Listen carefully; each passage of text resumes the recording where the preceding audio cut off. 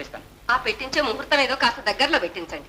అదెంతలే అమ్మా, మా చేతిలో పని. ఎప్పుడు కావాలంటే అప్పుడు మంచి రోజు చూసి ముహూర్తం నిశ్చయించేద్దాం.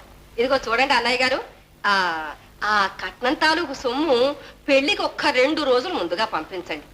ఆ సొమ్ము పుచ్చుకొని తరలు రావడం మా ఇంటి ఆనవాయి. అందుకని అలాగే, ఎప్పుడైతే ఇచ్చేదానికి. తాంబూలం పుచ్చుకోండి.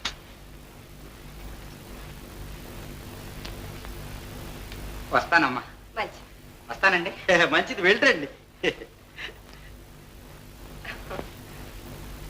6,000 ఇస్తామన్నారు. ఏమిటి, రంగమ్మ గారి కొడుక్కి 6,000 కట్నమా? ముష్టి 6,000. మరి ఎంత? 10,000 ఇలా అన్నానుగా, మీకు తెలియాలని చెవుడితో పాటు చెత్తారం కూడా వచ్చిందా ఏమిటి? 10,000 పాపం ఎక్కడి నుంచి తెచ్చిస్తాడే? ఏట్లో నుంచి. ఎక్కడి నుంచి తెస్తే మనకెందుకు, ఇస్తానని ఒప్పుకున్నాడుగా. ఇదిగో చూడు, ఆ డబ్బెట్టి అబ్బాయికి డాక్టరీ చెప్పిద్దాం. డాక్టరీ. అవును, అదొక్కడే తక్కువ వచ్చింది. చదివించ